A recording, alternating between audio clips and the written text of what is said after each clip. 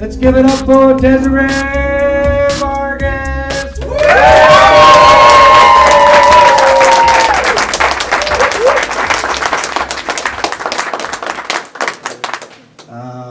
What were you doing? What kinds of things were you thinking about as a kid? And was there ever a moment when you might have exhibited some sort of entrepreneurial spark, at a young age? So I was born in Costa Rica, and my parents separated when I was very young. So my mom moved with me and my little sister to Kansas City, where my grandpa was living, and started our life there as a single mom without a college degree. So it was a pretty poor upbringing, honestly, but with a really smart and educated mom and dad. Even though she didn't finish college, she was very smart. She did finish later, actually, when we were in college. So, I just remember it being really hard, and there were times where she was just really stressed out. And I remember very specifically, this is relevant to give forward, one time where she said, "I just wish someone would drop $300 in the mailbox. That would make all the difference." And then I realized, a couple of years ago that that's exactly what we do at Give Forward. We drop $300 or $30,000 into people's mailboxes when they're really struggling. So I feel like, in some way honoring that childhood that a lot of us have had. That's a great story. I have a similar story. So tell us about, where you went to school. I think you went to Yale, is that right? I did, yeah. And your experience at school, and we'll take it from there. Okay. Because my mom was so self-conscious about not finishing school, she really encouraged me and my sister to work hard in school so that we could get into a good college, because she said life is just easier if you get into a good college. So I worked my butt off from a young age, and my sister was in a gifted program, and I was just in the Accelerator program. I wasn't gifted, I guess. But so we just worked really hard, and we also had jobs from really young ages because we wanted to be able to do things that our friends were doing. So we wanted to be able to go shopping and things like that. So I feel like from 7th grade until now, I've had a job every day of my life except for maternity leave, which is a different kind of job. So that was definitely a big part of that early story. But when I did get into good schools, I thought, okay, this is it. I made it. Now life will be easy, which is obviously not true. But when you're 17 or 18, that's what you think, right? You're like, oh, great. Put Yale on a resume and someone will hire me. But college ended up not, it wasn't the end, of course. I just was so naive in thinking that. So when I got there, a lot of people, we were like, oh, the hard work's over. After this, it's just going to be an office job and we'll just go and it'll be fine. And I found this, school wasn't very rewarding for me because I didn't actually have a vision of what I was doing with it. And so I didn't have that next step.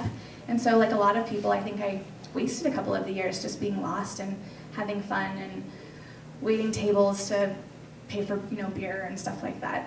But then my junior year, I went abroad to Spain. I was a Latin American Studies major, and I was really fascinated by pre-colonial Spain and the impact that it had on the Americas. And I thought, well, if I study Latin American Studies, I'll learn about my roots, but then I'll also be able to know about a developing part of the world, and maybe a big company will hire me one day, and I'll be attractive or go to business school or something. So I was visiting my host family that lived in Badajoz, which is 3 hours west of Seville or Sevilla, and I got stuck sitting next to this lawyer who was really obnoxious, and a lot of lawyers, I guess. My partner's actually, my co-founder is a lawyer by education, but not by practice.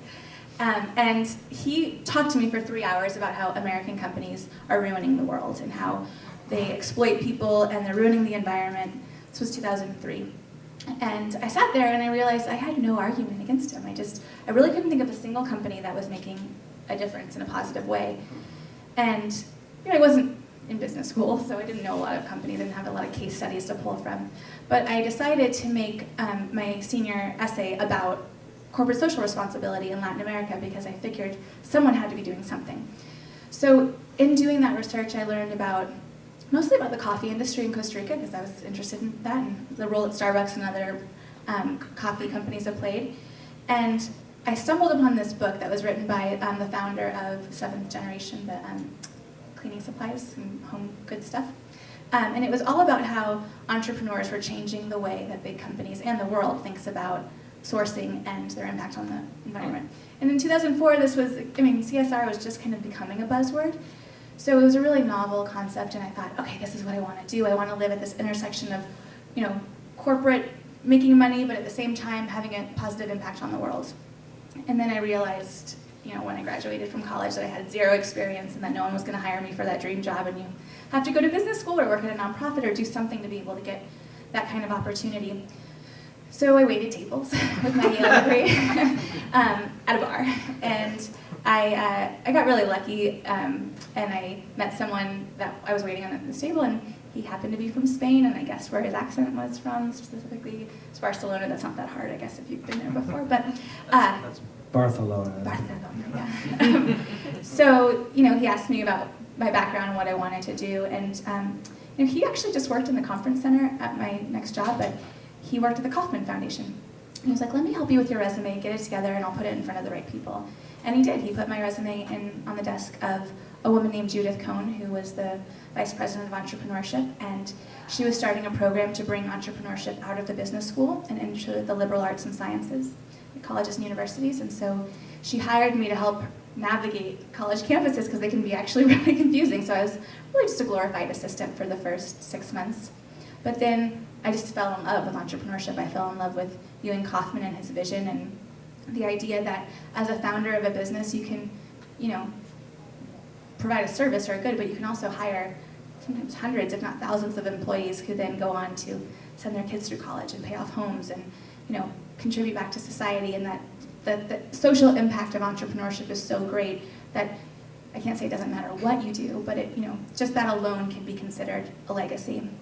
And then the fact that, we were 120 people, I think, at the foundation, all working 40, 60, some people 80 hours a week, trying to give away his money as effectively as possible, I thought, wow, that is really a way to make an impact. To be able to leave $1 billion to an organization is incredible. So it's kind of what spurred my that's incredible. So when you were at Kauffman, were there any entrepreneurs or startups that you remember that really struck a chord with you? Yeah, TerraCycle, do you guys know that company? They were from Princeton, and they were speaking at one of the events that I was covering for, or sponsoring for the foundation. And I saw these young guys who came up with this idea in college for growing pot better, but it turned into a real business. They're about 10 years ahead of time. Yeah, they had to find the legal way to make money from that.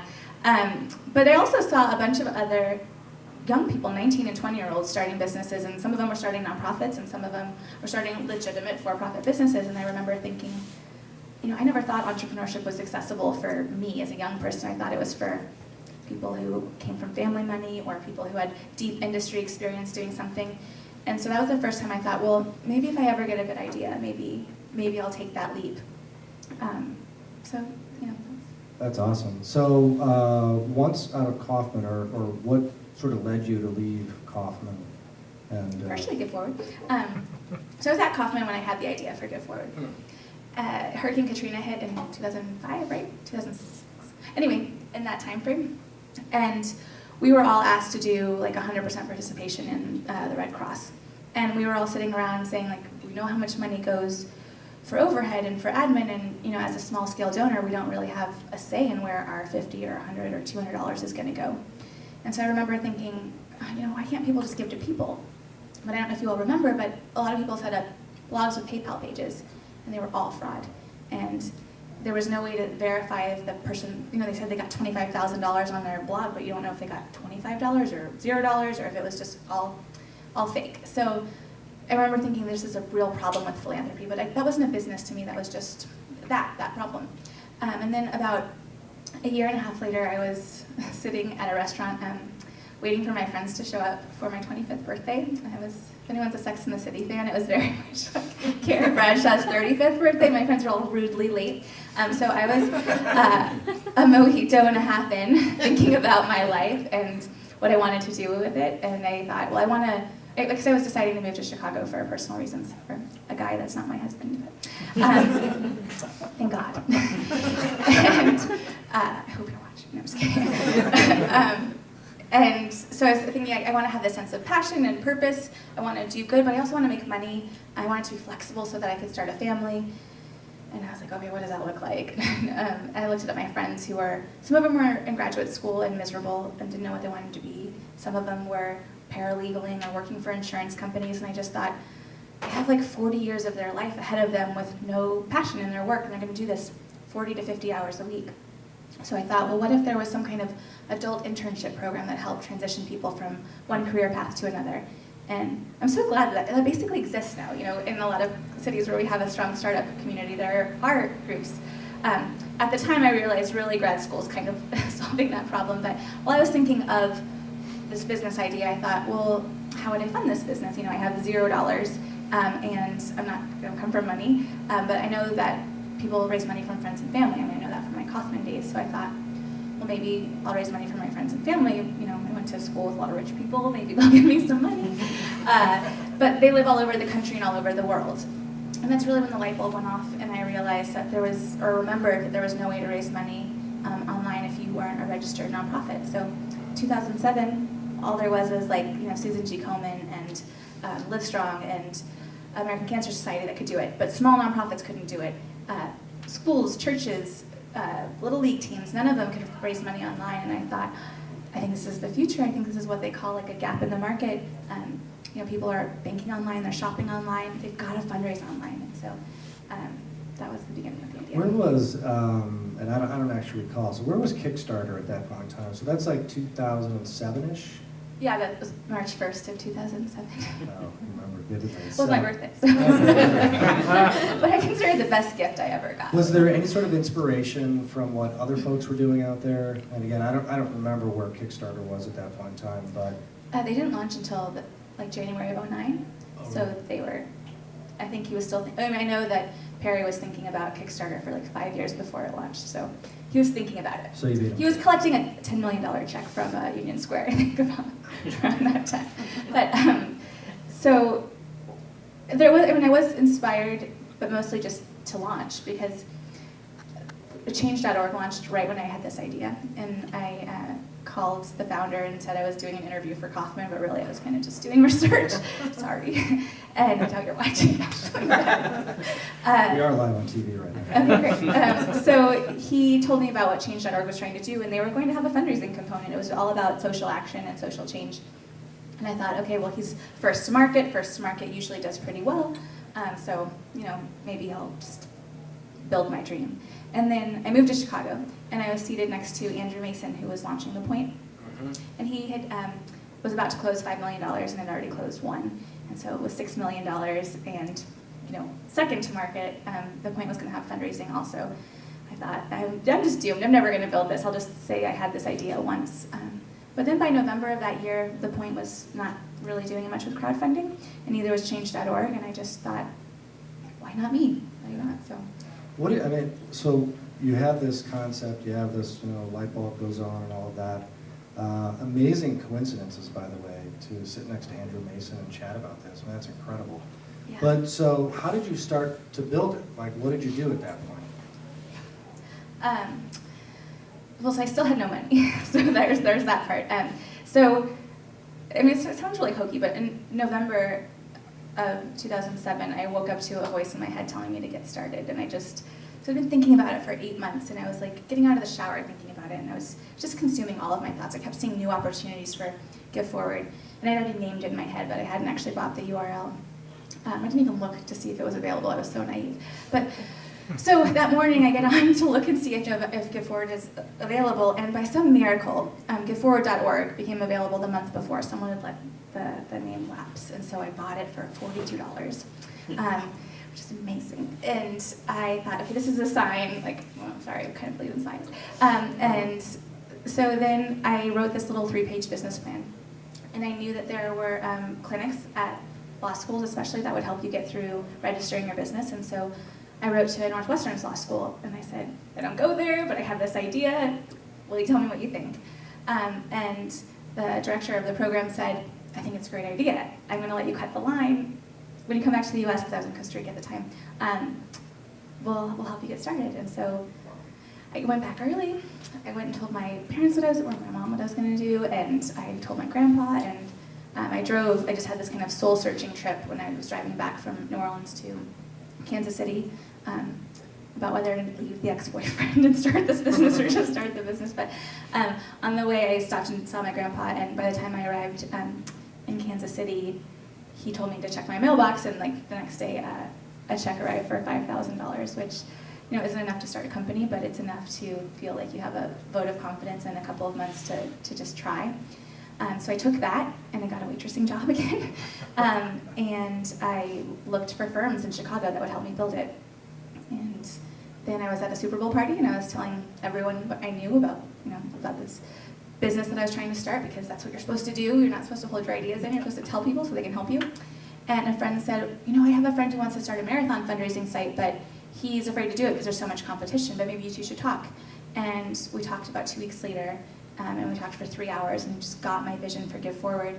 And he agreed to come out and meet in March of '08, and that's my co-founder, Ethan Austin. So I convinced him in that one day of bonding over car bombs for Chicago, what's it called, St. Patrick's Day, and it was a really great meeting, and he moved out with a suitcase and a little bit of money, and then I put about 15 grand on my credit cards because I had space on them, and I took out a $10,000 Prosper loan, and he brought $25,000 too, and with that we launched Give Forward. Wow, that's amazing. So tell us about like that sort of spark, I guess, with you and Ethan. I mean, how did you know that this was somebody that you could work with? And if you could talk a little bit about the importance of a co-founder. I think there's way too many folks out there that think I can go this alone. So tell us about that experience and what that meant at that point in time. Yeah, I mean, I think when you're first starting out and you have an idea that's an industry that's not really baked yet or doesn't exist, and people tell you there's no such thing as like inventing a new business model, which is true. I mean, crowdfunding isn't a new business model, but it's a new twist on a model. It's so easy to hear all of these no's, and so when you hear someone talking and they're speaking your language, you can't help but light up. And so few people do it when you're in a space that is unfamiliar. So hearing him on the phone, I thought he was very California. So I was like, I don't know, maybe our work ethic's going to be different, but no, he's great. I think I just wanted someone else to believe as much as I did, and so when I found it, I just couldn't help it. But I also just think like once you have that North Star and you start working really hard towards something, things just start to fall into place. And if you're too suspicious or too scared, like you miss opportunities and you miss luck. And truly, Ethan's been the most fantastic co-founder I could have asked for because he's so emotionally positive, and we share that. So it's nice because instead of revenue in the early days, because we didn't have any, we founded like thank you cards that we called hugs from our users. And I mean, you can only do that with a certain kind of person, right? They have to like be on your wavelength. Otherwise, they're leaving to go be a lawyer, like he could have been. So, yeah, I mean, it's really, those first 2 months were hard and scary. There was a time when Ethan actually was working out of California, and I was managing a team of 12 by myself here. And those were lonely times. It was hard, and it's just a lot easier. You guys, I think you went through an accelerator, right? We did. We went through Accelerator Labs, which is now part of Techstars. Tell us about that experience and maybe the good and the bad and where that sort of led you. So we were a lot older than most companies going through an accelerator. We were almost 2.5 years old by the time, or no, we were just about 2 years old. And everyone had told us that we weren't a fundable company. That we sounded like a nonprofit, that we should probably just be a nonprofit. And I just really believed that if people believed in our business enough, that the community should support it. We shouldn't have to waste 60% of our energy and 40% of our revenue trying to raise more money. And so I was really committed to that as a structure. And so, Ethan and I were just bootstrapping, chugging along, and he was blogging, and I was waiting tables, and it was a hard grind. But then we started to pick up a little bit of momentum. And in March of 2009, so we were a year and a half old, we hit our first $1 million in donations. Actually, on the birthday of my grandpa who had passed since when they gave me the $5,000. So it was a very meaningful day when we hit that $1 million. But it was the first time I think that Ethan and I both realized this is something you don't put $1 million through a platform without it being a business, and maybe this really is fundable. So right around that time is when we applied to Accelerate, and we didn't think we'd get in, so we were just kind of going in optimistically, hoping, and then we did get in, and we were the first to pitch at demo day, and we really connected with a lot of the mentors, and we made it our goal to just try to find the people who cared and understood us and didn't worry so much about the people that were more traditional investors. And we made some mistakes in some people, like thinking like, oh, this person's an investor, really they're just a mentor. It's an easy mistake to make, I think, when people are coming to an incubator. But we pitched, and we ended up getting a couple of investors that day, one of them being David Cohen from Techstars. That day you got it. Yeah, we got 2 that day. One was a first-time angel investor who fell in love with the concept, and then David Cohen, and David helped us bring a lot of other investors, not so much because he brought them, but because, of course, his name brought some That's incredible. credibility. So looking back at that point, what were some of your critical hires? So it was you and Ethan, right? Who was sort of number 3 and number 4, and how important were they? So everyone at Accelerate made fun of us because it was the 2 of us, and then we had literally like 12 interns that were all really good looking, and they would just be in the office as a distraction, but they also got a lot of stuff done. The hardest thing for us to keep up with in the beginning was customer service, and so we quickly evolved from customer service to fundraising coaching because we realized that we had no tech talent. We had to like save up money personally to be able to make any kind of changes on the site, and so we thought, well, we're not going to have the best products, so maybe we just need to kill them with kindness and just really try to make sure that our customers are happy and know that we're trying as hard as we can. But to do that takes manpower. And so we hired people that were just kind and compassionate. And we didn't realize it then, but we started building our culture with those interns. And one of them, she came to us in the summer of she came to us in summer of 09. She worked for us for free for a year. She waited tables, or she bartended at night at TGI Fridays. And so she was actually our first hire. Our first bridge loan before the round closed was to hire her full time. And then our second hire was Chris, who is our lead engineer. He's, the heart and soul of our tech, and I just can't imagine our world without either one of them. Was there, and we've had Ethan here as a guest as well, I think but was there a time early on, you said it was 2.5 years before you got into what is now Techstars, what was Accelerate Labs, where you thought about, we're just not going to make it? I mean, was there ever that fork in the road that was presented? There definitely was more for Ethan than for me. I thought, I just couldn't imagine a world where Gift4 didn't exist, and I was like, I'm just going to go down trying. So the fact that we didn't have any money in the beginning, that wasn't that scary to me. I was prepared for that.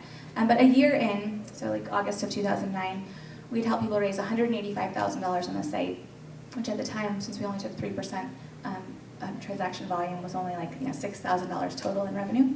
Just hard to sustain 2 people on in Chicago. So Ethan made the really great point that we needed to step back and see what was working and what wasn't working and just focus on what was working.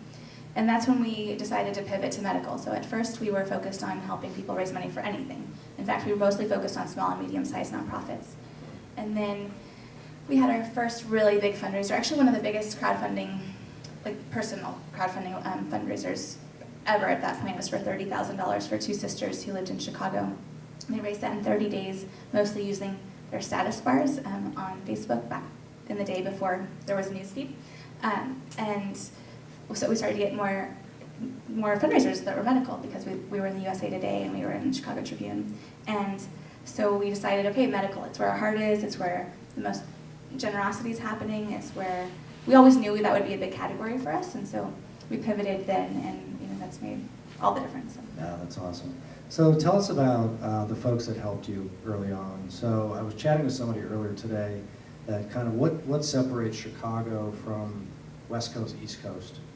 And we sort of came to the conclusion that it's kind of our support system, our ability to collaborate. So tell us about your experience here and maybe some folks that actually helped you. Yeah, absolutely. So when we launched, there was no startup scene, and people got together for this thing called Jelly Chicago. It was at coffee shops, and then we'd have these house parties every quarter or something. There's a lot of pot. I'm married to a cop, so I wasn't smoking, but I'm just saying I remember there being a lot of pot. And we would just sit there and work side by side, and that was our network. And it was individual service providers next to tech companies, next to people who wanted to be in the music industry. So it was kind of all over the map, and it was hard for us to all we could do was kind of commiserate and try to like share some tools and tips, but there wasn't a lot of, industry-specific knowledge transfer. So when Accelerate Labs came around, I was like, I think we should do this because I really think this is the beginning of a scene here. Like, I think the fact that it's coming together is really important. We can be part of the first class.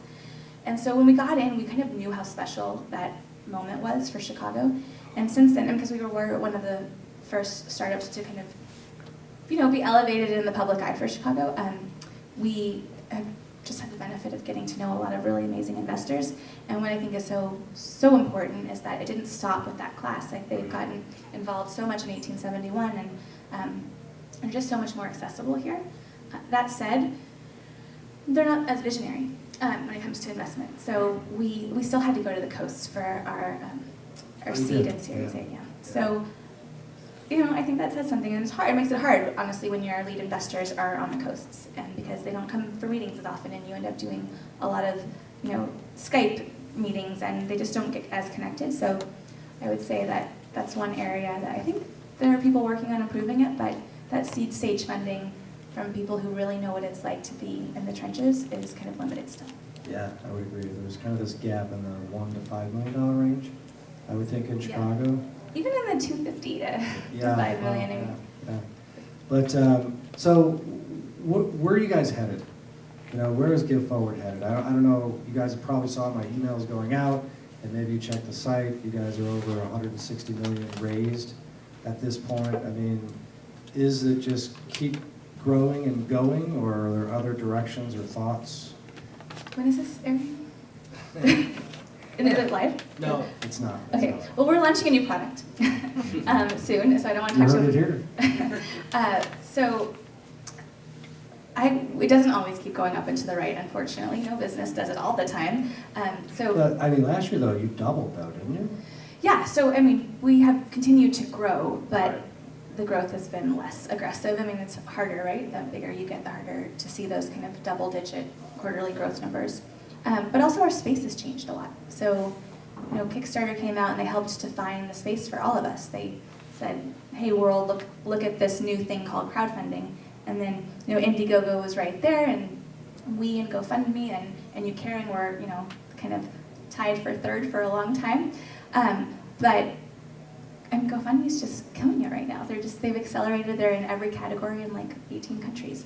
So you see that and you're like, okay, well, maybe we shouldn't have, focused just on medical. And then you step away and you think about, well, what were we trying to build in the first place? And our vision at Give Forward has always been, since 2010, but honestly even since 2008 in a way, was to be the first place people turn to when a loved one's in need or, wants to do something really important in their lives, like a major life event. And we realized that, maybe we're not satisfying that entirely. Give Forward, all of our sites, crowdfunding campaigns last 90 days, but cancer lasts years. And so, where we're going is more about being there for people's life events throughout that life event. That's incredible. And so, how are you guys in terms of U.S. versus the rest of the world? Do you get the bulk of your crowdfunding from the U.S.? Yeah, we only support domestic projects, and there's a reason for that. We just, we're so tied to our customer support, our coaching, and we just can't offer it in a bunch of languages, and we can't offer it 24/7. We don't have those resources. So we thought to be able to keep our brand the way that we want to keep it, we need to stay here. Our donors come from all over the world, but especially the fraudsters. But. Yeah, I'll share a story on that later. But anyway, why don't we open it up for questions?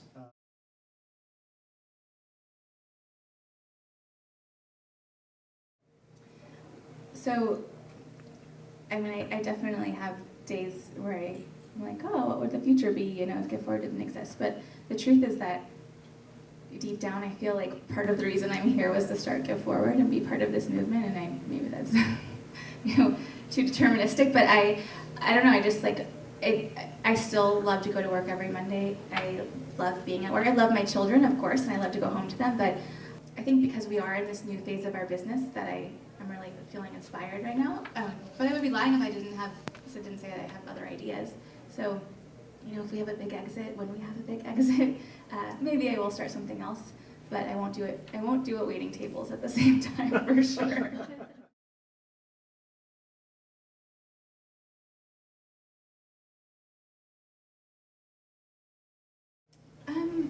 I think we got a lack of interest because we weren't out there, but not. We weren't like enough of a sure thing for people to force us to move out there. I don't think. I mean, people wanted us to move out because of the tech talent, access to tech talent, but I'm married to a Chicago cop, so I wasn't going to go anywhere. And I also believe that the opportunities here are that much greater. I mean, it's easier to live here. It's easier to build a company here. It's less expensive, and we can be kind of, you know, small fish in a small pond or medium fish in a small pond.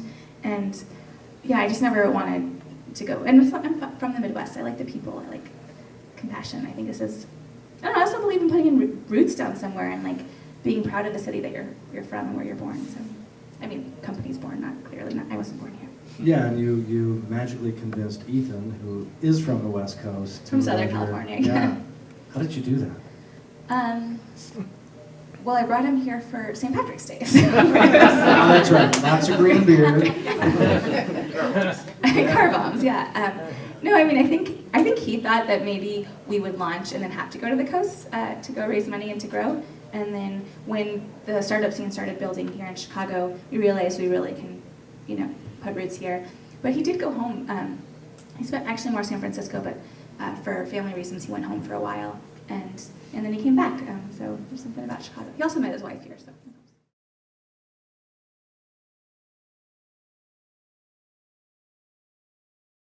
That's a great question. So my little sister worked for Get Forward until about a week ago.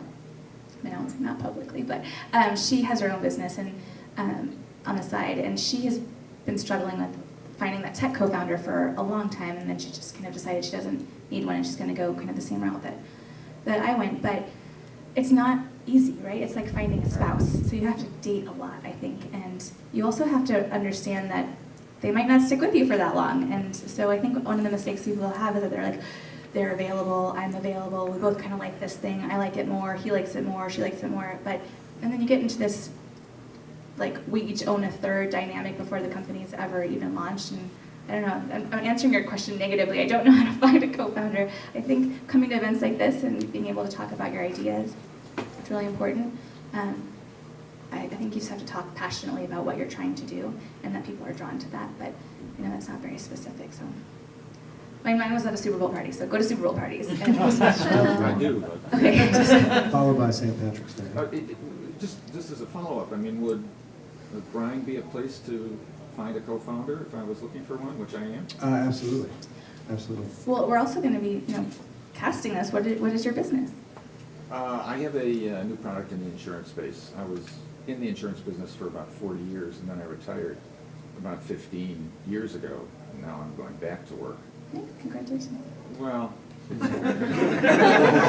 what was a lot of money in 2000 is not in 2015, so Yeah. there's a logic behind it. It's called necessity. Yeah. But, I just can't find, I've been looking, I go to these things all the time, and I'm not trying to dominate this conversation, but, Yeah, no. you know, your point No. about finding a co-founder is something that I wrestle with day and night. It's a huge challenge. Yeah. There are just quick recommendations. Mhm. Constantly check meetup.com, which it sounds like you do. I do. There is a website now that's exploding in growth. It's not a very good website, but Founder Dating. I don't know if you guys know that. There's also Co-Founders Lab. Does Matches still exist? No, I don't think so. So, I mean, it's a problem. Hang out at There's no doubt about it. 1871. Yeah. To what? Hang out next door at 1871. Yeah, or maybe post on Built-In. Yeah. Built-In Chicago. That's, And say like what you're looking for in a Okay. co-founder, because I think there are a lot of people that are looking to make that transition, and if it's a space like insurance that they might know, then you might be more inclined. Okay. but I think to Desiree's point about just sort of wearing your passion on your sleeve, Mhm. and if you exude that to others, at some point you'll meet an Ethan, hopefully, and go from there. Does Ethan have a brother?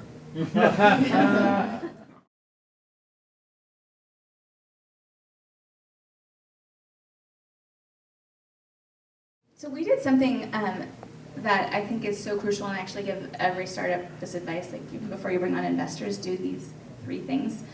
We didn't do them until we took our first little bit of money, but we created our mission, vision, mantra, and values in late 2010. And when we were doing it, it was 4 of us and a handful of interns. And they're like, what do we stand for? What are we trying to be? Where are we going? And one of the great things about, especially creating the values, is that it kind of leads into their own interview questions. And so we're able to filter for those values. And our first and most important value is cultivate through compassion. It's part of the work that we do, right? If you don't care about what the space that we're in, it just isn't going to work out. And we've made hires that don't care that much. They like the challenge of the business, but don't necessarily love what we're doing. And they just don't fit in. Like, at some point, we just lose them, or they, lose our trust. And then authenticity is king is another one. So we look for people who are just genuinely, feeling whatever they're feeling. Like, you can't be happy all the time when you're dealing with, childhood cancer. It's just not possible. So you have to react in a way that's authentic to you and to the business and the brand that we're trying to build. And then be the CEO of your position is another one, which just means that, honestly, we'd rather you just take the leap and take initiative. And if you have to ask for forgiveness, that's okay. Just don't waste too much money doing it. But we're trying to create an environment where people can fail and fail confidently as long as they learn something. I know everyone says that, but you really have to practice it, and you have to reward it, and you have to call it out. And then the last one is take fun seriously, which clearly is part of our dynamic. We have, So car bomb Fridays? Not quite. We've gotten too old for car bombs, but no, it's not just about drinking. It's about our mantra is create unexpected joy, and really that just means how do you bring kindness into moments that are sometimes hard, and how do you treat people the way that you want to be treated, and how do you be the best friend that you've always wanted to be to your coworker and to your family and to your friends.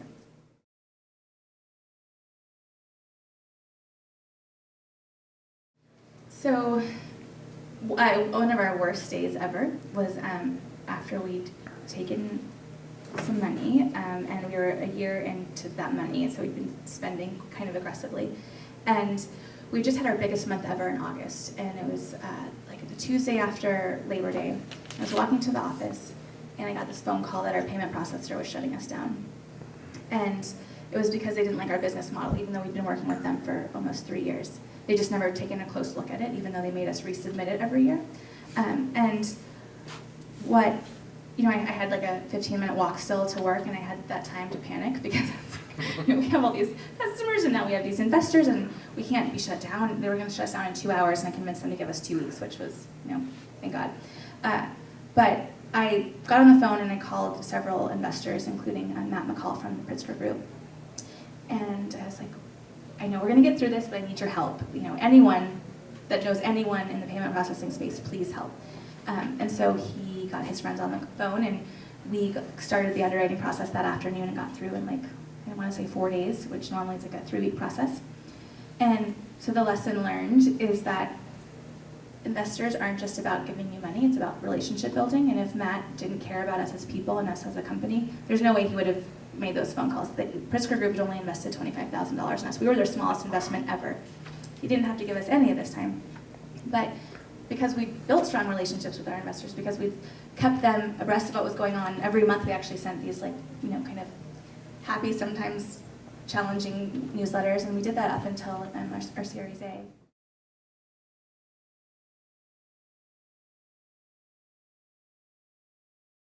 I definitely didn't test it.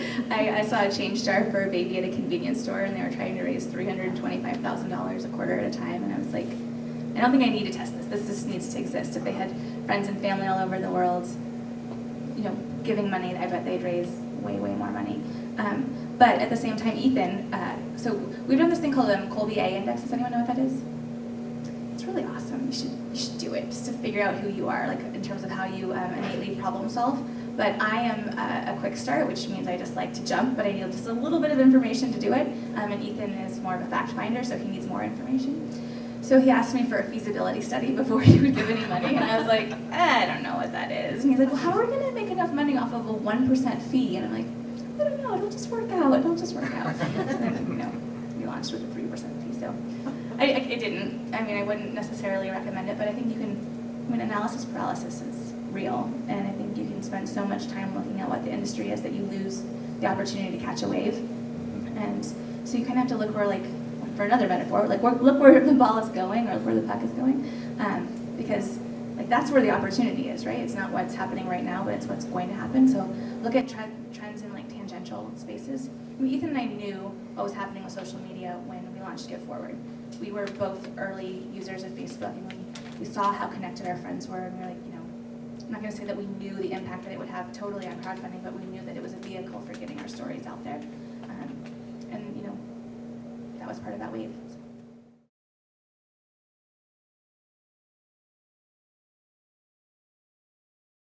We didn't pay for marketing until like late 2011. We just didn't have any money for it. So we did a lot of guerrilla stuff, like t-shirts and standing on corners, hugging people and passing out hand-cut cards and taping things on Mardi Gras beads and like just stupid stuff. We tried to make a viral video during the first Obama campaign. Didn't go very viral. It's called Change for a Dollar if you want to look it up on YouTube. And it's really embarrassing for Ethan. He's in a banana costume the whole time, I think. But Oh, I've actually seen that. So what we did was, we did start spending money around 2011, and we used a service called Trada, because we couldn't afford to have, specialists in SEO. Now there are a lot of shops out there that will do it affordably, but they were a great kind of segue into that style of marketing. But I mean, some of our competitors haven't marketed at all, and they've grown really well. So we're lucky we're in an inherently viral business, right? You have to have friends and family seeing your page for you to raise money. So we do get a lot of word of mouth, and then Facebook has made it very easy to share, although lately they've made it a lot harder. April killed everyone in our space, the new algorithm, so that's one of the hard things about being in this space, is that you're very dependent on the tools that people use.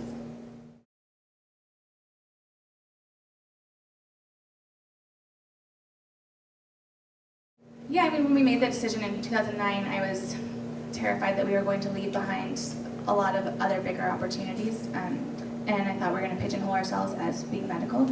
But naturally, being in medical, there are some related categories, right? So funeral and memorial, unfortunately, is a related category.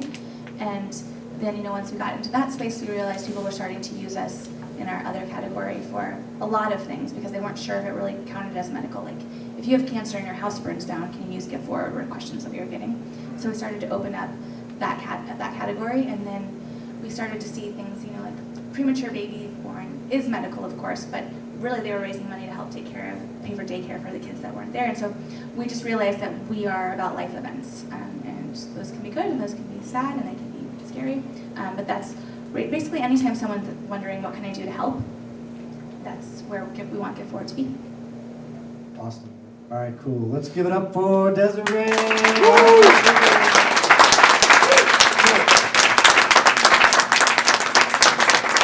All right, couple things real quick. So we've tried this a couple times. We'd like to do it again. Anybody want to pitch their startup? All right, let's have it. Come on up. We're going to give you 2 minutes. You're on the clock. Ready to Hi go. everyone, my name is Shravya, co-founder of BeyondTag INC. Before I get into the details of what we do, let's talk about Anna. So Anna is looking to buy this amazing watch for her boyfriend, and she has been scouring to discounts, coupons, daily deals, flash sale sites to find that perfect price she's wanting to pay for the product. So now let me introduce BeyondTag, where she can wish for a price for every product she loves and instantly tells her if she got the deal or not. And even better, she don't have to bid against other people to know if she got the deal, or even make an offer and wait for the merchants to confirm if she got the deal or not. So the next time you're planning to shop, think about BeyondTag, take control, and wish for a price. And we are going live in 2 weeks. If you're interested, go to beyondtag.com, sign up for a private beta, and we will send you an exclusive invite. Thank you. Wow, that's awesome. Beyondtag.com. 2 weeks. Anybody else want to take it?